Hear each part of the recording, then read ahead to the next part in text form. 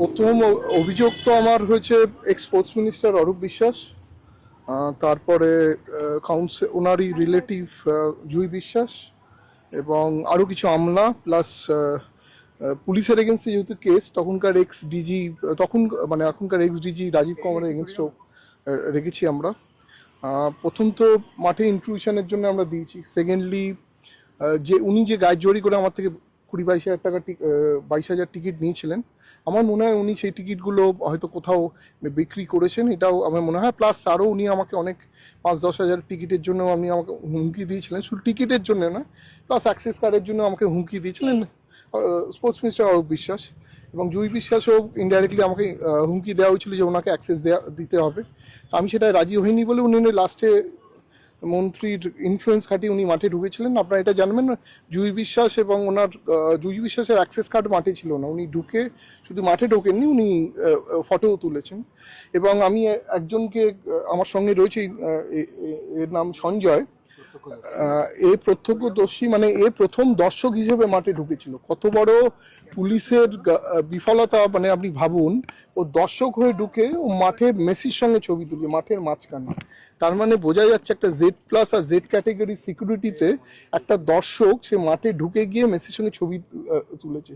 ওর মতন কম করে 150-200 লোক এরম মাঠে ঢুকেছে। ও বলছে ও প্রত্যক্ষদর্শী, ও নিজেই দেখেছে যে এরম করে মাঠে ঢুকেছে। এবং ওর কনসিয়েন্সে লেগেছিল যে আমার মতন একটা লোক যে একটা ইভেন্ট এত বড় করেছে, তার উপর যে ইনজাস্টিসটা হয়েছে, ও আমাকে অনেকদিন ধরেই বলছিল। তখন আমি বললাম ঠিক আছে, আমি যেদিনকে FIR করবো সেদিন তুই থাকিস। ও আজকে আমার সঙ্গে ছিল, আমাকে বললো কথাটা। এবং দেখুন, একটা Z ক্যাটাগরি Z+ ইভেন্ট যেখানে chief minister, x chief minister chief guest হওয়ার কথা ছিল, তাতে যদি এই ধরনের মানে সিকিউরিটি কম্প্রোমাইজ হয়, তাহলে বোঝা যায় যে আমাকে কিরমভাবে ভিকটিম বানানো হয়েছিল। বেসিক্যালি আমার ইভেন্টটাকে স্যাবোটেজ করা হয়েছিল। আজ যে এত দর্শক যারা মাঠে এসেছিল তারা কেন দেখতে পায়নি? কেন শো ফ্লোতে অরূপ বিশ্বাস ছিল না, শো ফ্লোতে অনেক আমলারা ছিল না, শো ফ্লোতে উনি ওনার ফ্যামিলি মেম্বারদের ছবি তুলেছেন, তারাও ছিল না। এই যে মাঠে ঢুকে আর এত লোক ঢুকলো, এই যে অরূপ বিশ্বাসের এত সিকিউরিটি গার্ড, এত ইউটিউবার কি করে ঢুকলো? তার মানে আমার যে প্রোগ্রামটা উনি ডিরেল করবেন বলেই উনি এইটা করেছেন, আমি মানে স্যাবোটেজ করেছেন। এবং পুলিশ, যেখানে আমি ডিজিকে 4 দিন আগে ইভেন্টের গিয়ে আলাদা করে বলে দিয়েছিলাম যে মাঠে লোক ঢোকবার চান্স আছে, সিপিকে বলেছি, জয়েন্ট সিপিকে বলেছিলাম, ওনারা তার মানে মন দেননি। কেন আমি যখন ওনাকে অ্যাক্সেস কার্ড দেওয়া বন্ধ করেছিলাম, উনি তারপরে আমাকে হুমকি দিয়েছিলেন মাঠটা আমার, আমি দেখে নেবো। আমি যেই অ্যাক্রেডিটেশন কার্ডটা দিয়েছি, আমার কোনো লোক উইদাউট ID কার্ড ছিল না মাঠে। এবং মাঠে আমার PR আর আমার 2-3 জন টিম ছাড়া মাঠে কেউ ঢোকেনি।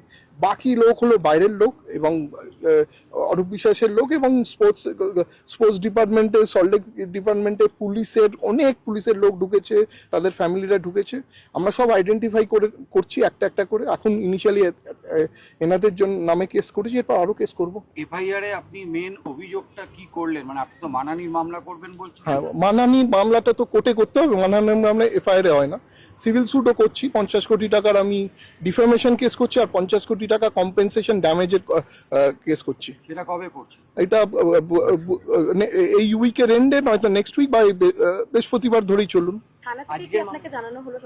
ওনারা গ্রহণ করেছেন, ওনারা লফুলি যেগুলো আনে, ওনাদের সিনিয়র টিমের সঙ্গে কথা বলবেন, ওনারা দেখবেন, ওনাকে রেসপন্স করবেন বলেছেন। এখন ওনারা গ্রহণ করেছেন কমপ্লেনটা।